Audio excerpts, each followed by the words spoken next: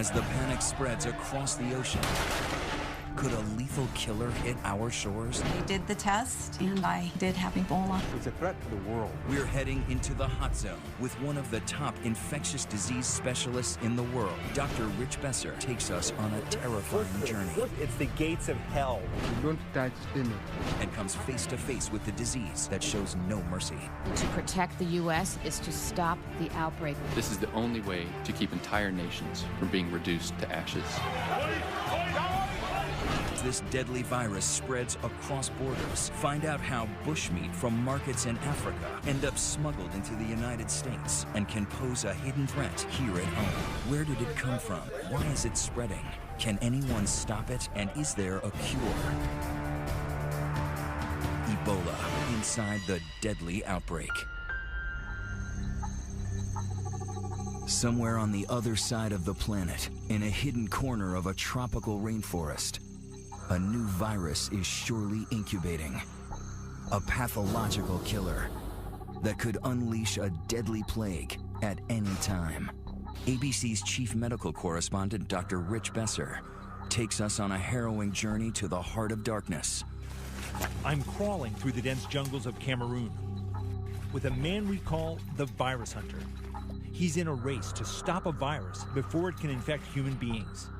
What our work is focused on is understanding what's out there that could potentially harm us as a species. If you think this has nothing to do with you, think again. Inside the bush, animals hold the potential for worldwide danger. These paths are not just local roads, they are a virus's highway. When you see a logging road, what do you think about? I think about the potential for both animals as well as humans with new viruses to get to cities where you have planes, cities where you have boats. So things that happen in Central Africa don't stay in Central Africa. You got it. The bridge from animal to human? It's believed that fruit bats are the main reservoir of Ebola, carriers who don't get ill, but spread the disease to other wild animals. And then to humans, through bushmeat. Raw meat from apes, monkeys, and others killed for food, and who may carry the virus with them. But this meat doesn't always stay in the bush. Poachers sell it on the black market, and it's smuggled around the world, sold to immigrants longing for a taste of home. A few years ago, ABC News correspondent Dan Harris found what seemed to be black market bushmeat in this New York supermarket. How much you sell that one? It's a pound, $20 a pound. Oh, $20 a pound, that's too much, man. Oh, man. I mean, so this seems to indicate that this stuff is not hard to get. We know that it's readily available not just in Queens, but also in parts of Washington, D.C., parts of Minneapolis, St. Paul, other centers around the country. And it's because people have a passion for bushmeat. They want that taste from home. This African immigrant, a mother of 10 named Mamie Monet, was sentenced to 3 years probation for importing crates of monkey meat, which she has said her community consumes to celebrate religious holidays. Are you guys selling bushmeat out of here? No. No? No, bushmeat, no. Fish, dried fish, snails, bushmeat. We had an investigator with a hidden camera come in here, and he found what he said was cane rat from Africa. No. So nothing whatsoever. No, we don't have it. Bushmeat. Yep. Okay. And you're the owner, you say? The CDC says they're concerned. Experts say that meat like this could potentially be teeming with Ebola, or worse, undiscovered viruses carrying unknown threats. That's why Dr. Nathan Wolf's research is critical, searching in animals' blood for tiny microbes, diseases that could grow into lethal pathogens. It's not alarmist, it's happening. The deadly swine flu that killed 18,000 worldwide jumped to humans from pigs, HIV from a monkey, and now Ebola. Ebola is now an epidemic of the likes that we have not seen before. It's spiraling out of control, it is getting worse, it's spreading faster and exponentially.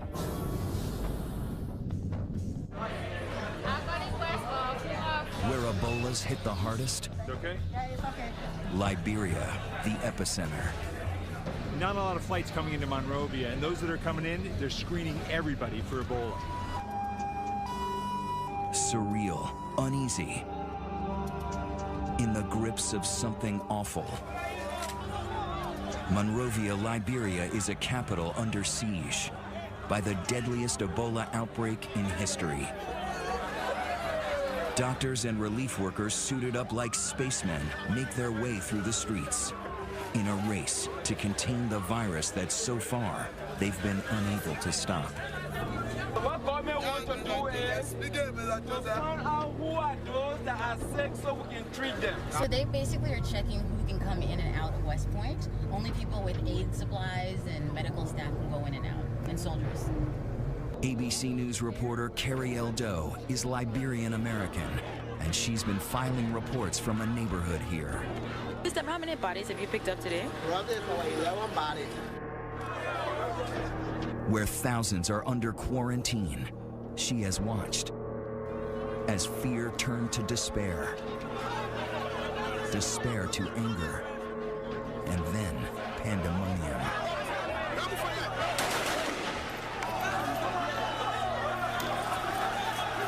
There's been looting and rioting. The only routes out are ones nobody wants to take, by ambulance, straight to an Ebola treatment center, or in a body bag.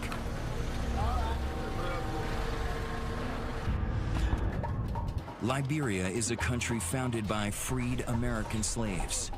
The president, Ellen Sirleaf Johnson, is Harvard educated and lived in New Jersey.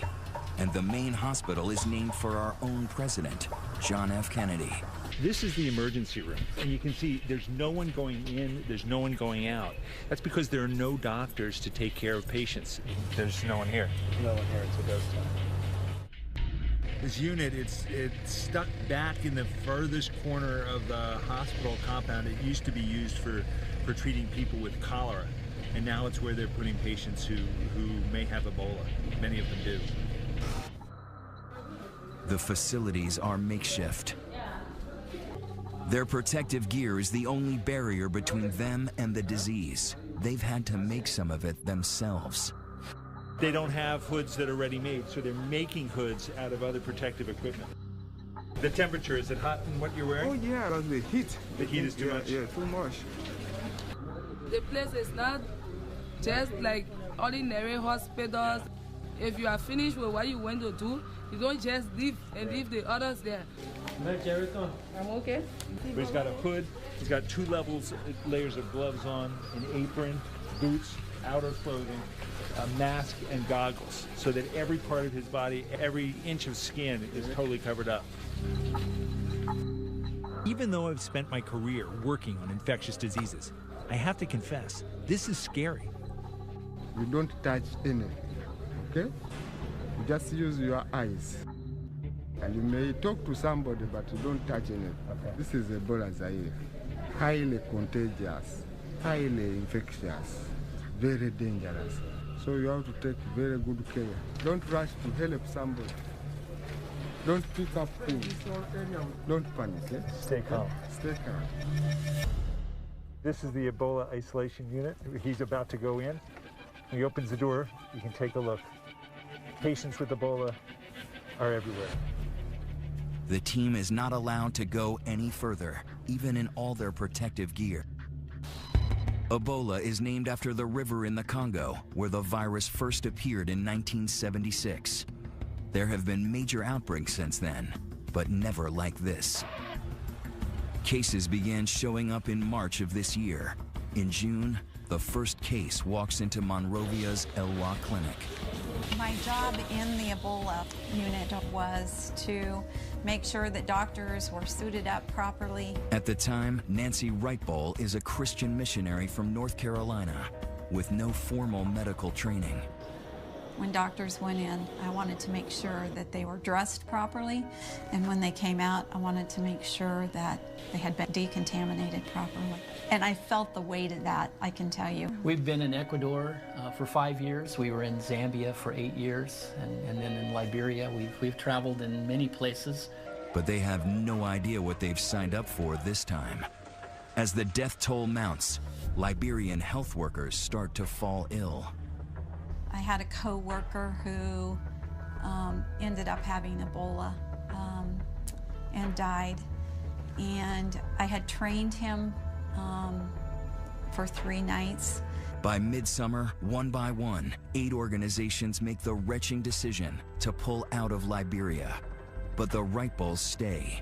So do doctors Kent Brantley and John Fankhauser, physicians and fellow missionaries who work at Nancy's clinic. Our hospital was a busy, 45 to 50 patients at any one time, 3 to 5 surgeries, delivering, 4 or 5 babies every day, where we'd see 150 patients a day. So each of us took our turn seeing patients in the clinic as well. So it was very busy, very full, very clinical.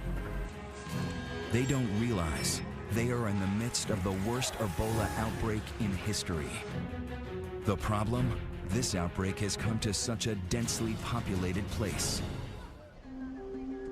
2 years ago, there was one in Uganda, across the continent. Back then, Dr. Besser traveled deep into the jungle to rural villages, very far from any city. Wrapping up this epidemic is all about going down these roads, finding any possible case. It's really hard work. He and his producer were the only outsiders permitted to travel with the CDC team into the epicenter, with unprecedented access into the wards of suffering. Just try and stay calm. It is quite frightening if you suddenly start to find breathing difficult. Don't touch your masks. That's the rules. Okay. Very good. This time, Besser was allowed to go inside, but it was too dangerous to allow his producer to follow. He went in alone with only a small camera. I have to say that there are few things that I've done in medicine that are as nerve-wracking as going into this place. Those are the 3 who have Ebola.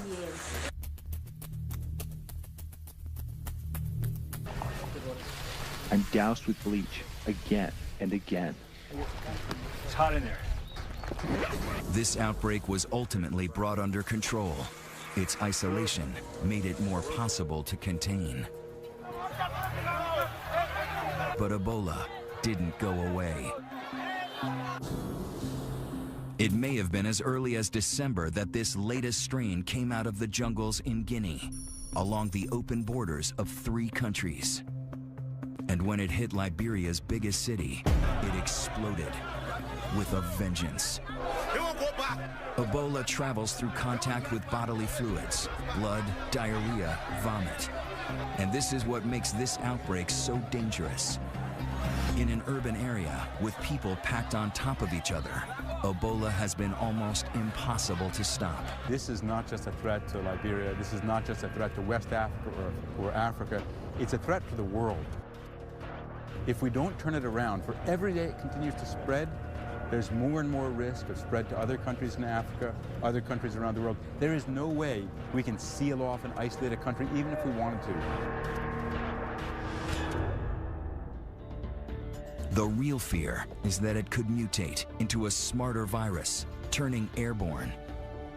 It could infect with a single sneeze, as millions of lethal pathogens fly through the air. In airports, crowded subways, children's playgrounds. A global pandemic that knows no borders. Coming up, a call to action. We have to move with force. As the virus turns on the American volunteers, brave enough to stand in its way. Really pretty sick. So they did the test. I did have Ebola.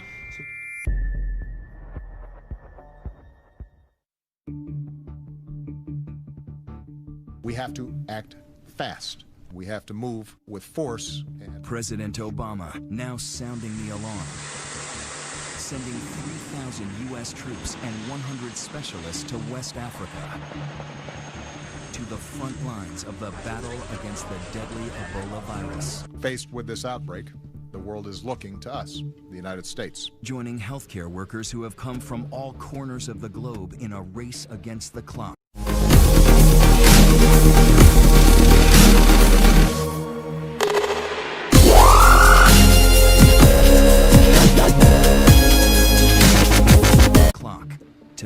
back the pandemic.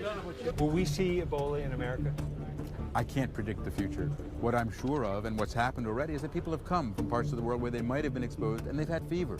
So we have to be prepared. We have to be prepared to test, to isolate, and to respond. Already, Ebola is in 5 West African countries. The epicenter, Monrovia, Liberia. At the request of the Liberian government, we're going to establish a military command center in Liberia to support civilian efforts across the region. Henry Gray is running logistics here for Doctors Without Borders. So this is a 240 square meter tent. Building clinics here as fast as they can. This group is on the front lines of every health crisis in the world, but even they are overwhelmed. How much room do you have now in the 120-bed unit? The 120-bed unit is full. It's full. Full. And the patients who come here who need care? Unfortunately, we have quite high mortality amongst the patients, so that frees up space. Before this outbreak, what's the largest center you've ever designed? Earlier in this outbreak in West Africa, I think we went up to about 80 beds, but prior to that, around 40 beds. 40 beds? Yeah. And here, 10 times that? 10 times. Is the virus winning? The world has never seen Ebola as we're seeing it now, and the challenges are enormous. Ebola is sneaky. The first symptoms look just like flu or malaria. Achy muscles, a headache, fever. The patients have probably delayed coming in, tried to convince themselves they don't have the virus. Going into the triage unit here at JFK Hospital, that's where they try and sort out whether a patient coming in has Ebola or something else. They are having diarrhea, stomach pain, vomiting, some are bleeding from the mouth. Another person is bleeding from the injection sites. And how will you know if that's Ebola or something else? Because majority of them have interacted with people who died. All along the way, they're spraying with chlorine so that if there have been any Ebola leakages, they're killing it with the bleach. So what happened? One of the patients just died from the chair just on arrival. Spent here like 20 to 30 minutes. So by the time they get from triage into the building, some of them have died. Yeah. And Ebola can kill you in so many ways. Severe dehydration, your kidney and liver shuts down. You may even bleed to death. The sheer number of cases coming in make it very dangerous for those patients who don't actually have Ebola. They're sitting near the patients who are sick. Is that a problem? Well, once they bring somebody who doesn't have an infection in here, then they have exposed that person. But we take so many precautions inside there. Yeah, but for the patients who come in, if he didn't have Ebola before, he may have it now. Yeah, the risk is high. We are spraying all the time, and we limit movement. We don't have enough space where to put this. Yeah. That's why there's too many patients. Yeah. You need more space, more treatment facilities. We need more beds.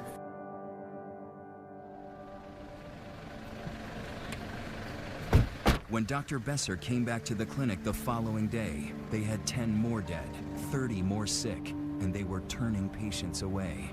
How many patients are you seeing? How many? 80. Yesterday they said there were 60.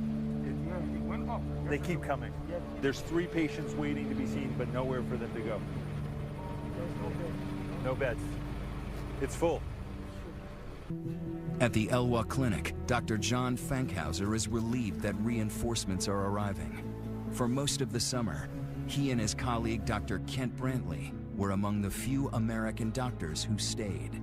Kent Brantley, he's a family physician, much like me. Kent was drawn to the Ebola work, and when Samaritan's Purse offered to run the newer Ebola unit, they named Kent as the medical director. By midsummer, his fellow evangelical missionary Nancy Wrightball had gone from hospital administrator to decontaminator. When Ebola hit, Nancy stepped into the position of not only our head hygienist, but also training the other hygienists that were coming alongside. And so she had a position that was never inside the unit. When we got suited up, she would make sure that we were suited up appropriately and not an inch of skin was showing. And then when we came out of the unit, Nancy was in charge of spraying us down and decontaminating us. Those are critical jobs. Exactly. Very critical. She understood the risks, but even that didn't protect her. One hot day in July, Nancy Wrightball started to feel ill. I first knew Nancy was sick on her birthday. I was running fever. I had had malaria once in this past year, and it was just the same symptoms. Dr. Brantley was also sick, and so Dr. Fankhauser took on a job he never thought he'd have, caring for his friends. Kent became ill the day after Nancy became ill, and I found out about it after he had spent a day at home, and he had fever for about 12 or 14 hours solid, and I was concerned. The next morning, Ken contacted me and was actually doing worse. By Saturday, I was still not doing very well, and the doctors came back and said, Nancy, we don't really think you have Ebola, but we want to do the test anyway just to set everybody's mind at ease. It seemed almost impossible with how cautious both of them were. We were really trying to convince ourselves that this was some other form of illness, maybe dengue fever or some other type of illness that would be mosquito-borne or could have infected him and caused similar symptoms. And still ahead, an experience that becomes all too real for American caregivers working here. It was a fire straight from the pit of hell. They weren't sure I would even make it to the U.S. And then, is there a cure? Ebola inside the deadly outbreak.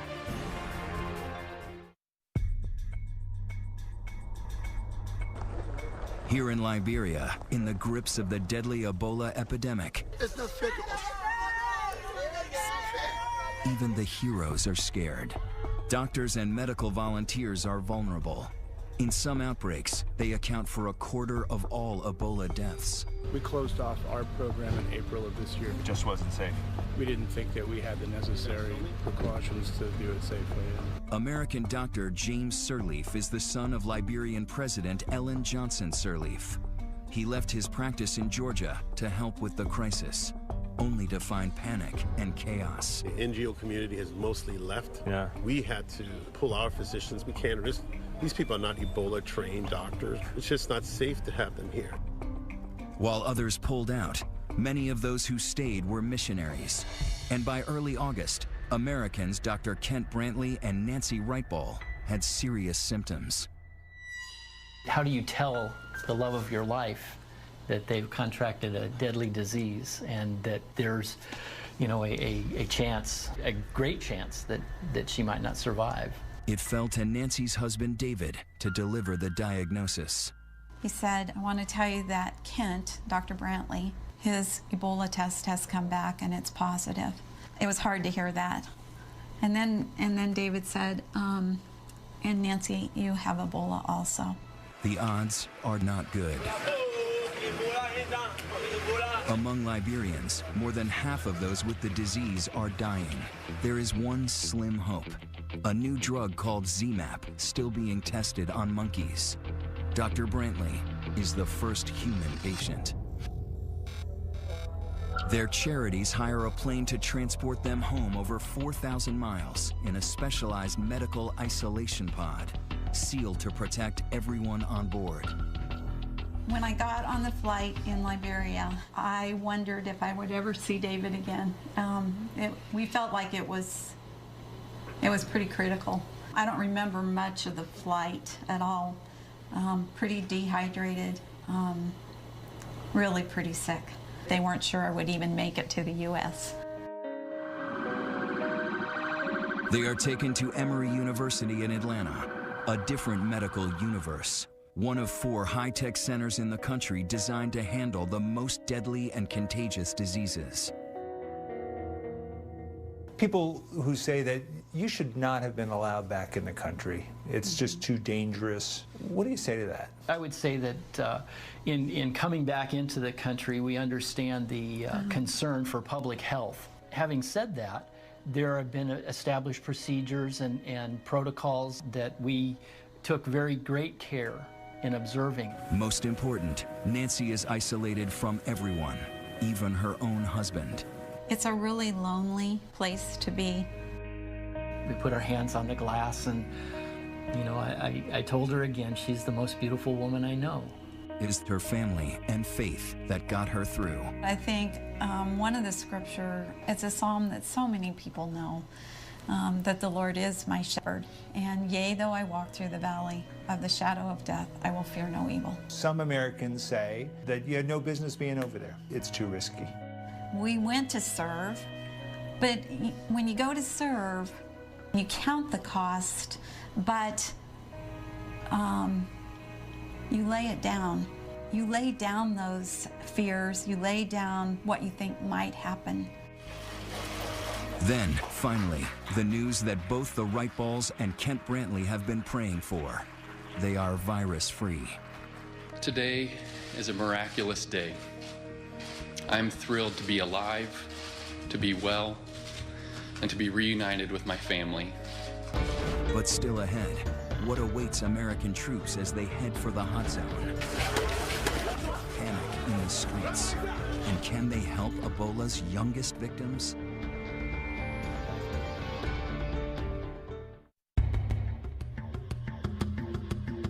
It looks like a war zone. The West Point slum in Monrovia, Liberia. Population over 50,000. By now, the Ebola virus, on the move since December, has killed over 2,000 people in West Africa. And now 3,000 American troops are preparing to deploy there. This is an epidemic that is not just a threat to regional security, it's a potential threat to global security. If these countries break down, if their economies break down, if people panic. It's already happened. In Monrovia, Liberia, the epicenter of the crisis, West Point became a flashpoint. The panic started in mid-August when the government set up an Ebola holding center there. They quickly filled up with people like Finda. The other adults in her family are dead, so she has 6 kids with her, and her nephew Sa is sick.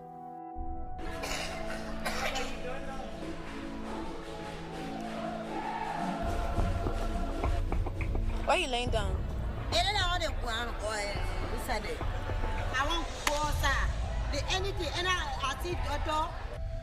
Her young sister, another nephew, and her own 2 boys aren't ill, but they all wait with Sa, amid other patients who may have Ebola.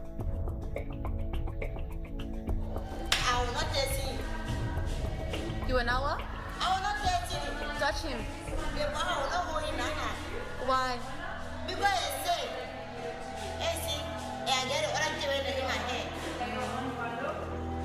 It's so self-full. I'm so self-full, man.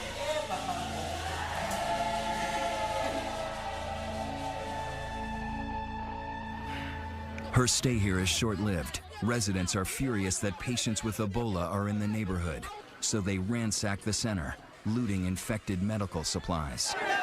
2 days later, the government puts the entire community under quarantine. But the rioting and looting continue. Containing a frightened populace isn't easy. In West Point, the quarantine is doomed from the beginning. There where the string across is, that's where people cannot go past. That's the line. The quarantine line. Yes. And the idea is that the germs will stay on that side of the line. I guess so. Yeah. That's just absurd. Yeah. But when people are scared, they do crazy things. I've never seen a quarantine area like this. They haven't used quarantines like this, where you shut off whole parts of cities, since the Dark Ages. Behind the barriers, there's people who can't come and go. They've been in this compound for 7 days? 8 days. Why? They said they're doing a quarantine. It's like you're in prison. In prison. No movement, nothing. This is our home, and this is someone's problem, but they have kept us here, keeping us on a hostage. For some, no food, little water, and no power. Very bad. Very bad. You know, you can live in a dark place just like you're an animal.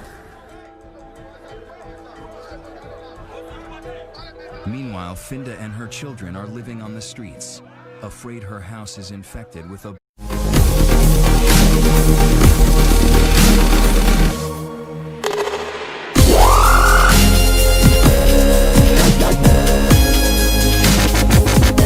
Three more of her kids are now sick, and they're hungry. But she's also afraid to go to the hospital. So many have died there. They were taken to the hospital today? I don't know. They will take you from here. How many children? 1, 2, 3, 4, 5, 6.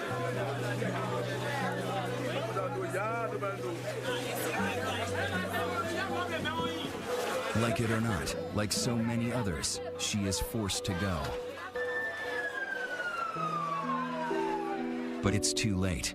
Little Sa dies in the hospital. But these photos have surfaced. Even in death, he is known as the little boy on the bucket. When Finda sees those pictures, she breaks down. I think it's going to get better in my head. Because I just play for my children and Ali, the only baby people that die in my head. They my children and get so far to be my hair. I can't be happy. But say I get this out. Anything I live will go up. Now go out say that one I will not get it. Now go out give me the one. I said waiting for him. I say play for him for give me chance and then when I live okay one. Coming up. He said we can come. A secret ritual, a hidden danger. Is there any way to stop this virus? The answer may surprise you. Ebola inside the deadly outbreak.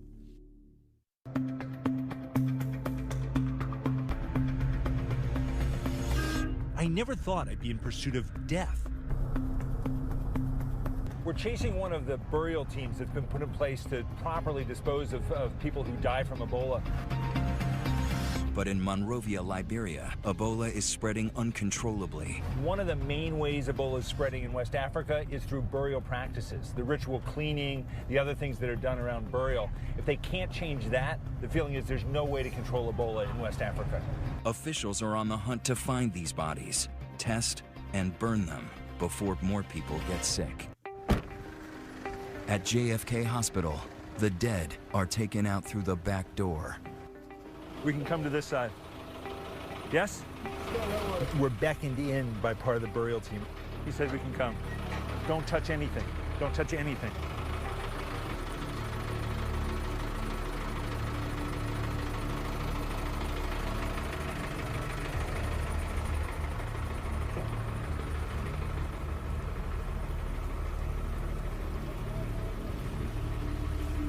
How many bodies are there? 9? 9? They've already collected 9 people who've died from Ebola. How many more will there be today? 5 more. 5 more to be collected. Oh my God. It's the first time here in Liberia that I've really been scared.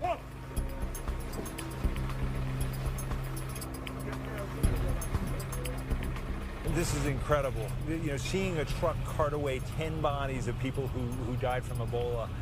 It's the gates of hell, going into that treatment ward and knowing that the odds are you're going to come out in a body bag. The scenes here in Liberia are grim reminders of what can happen when a virus breaks into the human population. We are all social creatures, care for our sick, wash and bury our dead. And that is, in the end, what makes human beings so vulnerable to Ebola. It's why one of the biggest problems here in Monrovia are burials. Bodies may be covered with viral particles that can infect any who touch them. Funerals are a common source of Ebola's spread. ABC News producer Carrie Doe was with a burial team as they attempted to recover a body from a grieving family who doesn't want to part with it. Why do you want to bury the body today? Because the man is a Muslim man. So we won't bury the body today. Won't do our own burial, won't bury the man today. If we say the people can go out to bury the body in our place, it's not anything. But won't bury the man today. But what if he does have it? What if he did have Ebola? The man not have Ebola. The bodies are packed up, never to be seen again. This is where they end up, a pile of ashes, beside the next bodies ready to be burned. Sometimes the bodies are taken before they're even tested. It leads to mass denial that loved ones ever had the disease.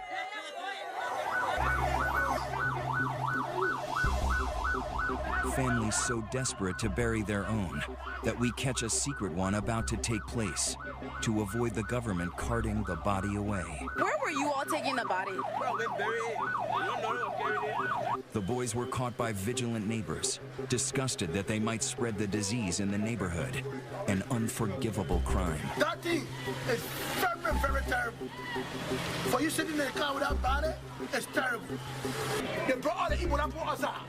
They put in the community straight away, y'all. Precisely what these body collectors are trying to avoid. We're following this blue truck.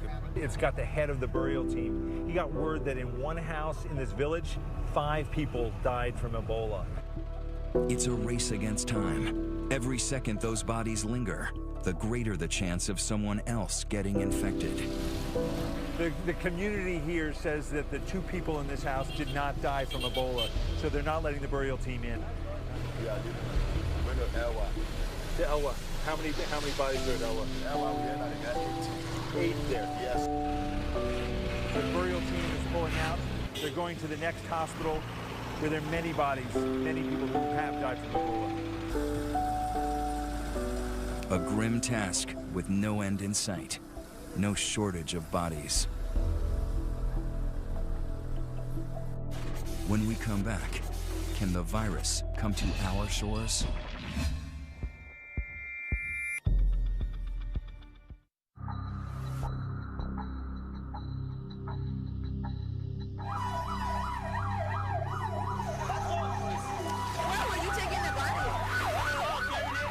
It is a fire. It is a fire straight from the pit of hell. We cannot fool ourselves in thinking that the vast moat of the Atlantic Ocean will protect us from the flames of this fire. An impassioned warning from a man who knows Ebola's wrath all too well. American doctor Kent Brantley knows he's lucky. The medicine he took is not a definitive cure for Ebola. Others who were treated with it have died. And as the U.S. puts boots on the ground in West Africa, cases there double every 3 weeks. An already very weak public health system is near collapse in these countries. Patients are being turned away, and people are literally dying in the streets. And it's a struggle to keep infected patients quarantined. This video captures hospital workers trying to subdue a man who ran away from the Ebola ward. Even one case undetected can wreak havoc. A few weeks ago, a Nigerian diplomat with Ebola slipped out of his quarantine and fled to the global oil hub of Port Harcourt, where hundreds of workers from all over the world live. He was secretly treated by a local doctor in a hotel room. That doctor died of Ebola, but not before treating dozens of patients that could have infected others. Now, more than 200 people are being monitored for the virus, leaving all of Nigeria at risk. This matter is big, not just for Americans, for everyone in the world. This is an unprecedented health threat, and if we don't stop it here, we're going to be dealing with it for years around the world. As the world focuses on containing Ebola, there is hope that it can finally be stopped. Scientists are right now racing to develop a cure. The NIH is testing a new vaccine, while Japanese researchers say they've developed a method to detect Ebola in just 30 minutes. And the latest breakthrough, doctors in Nebraska have injected Dr. Rick Sacra with antibodies from his colleague Kent Brantley's blood, and he seems to be responding. The best way to protect the U.S. is to stop the outbreak in West Africa.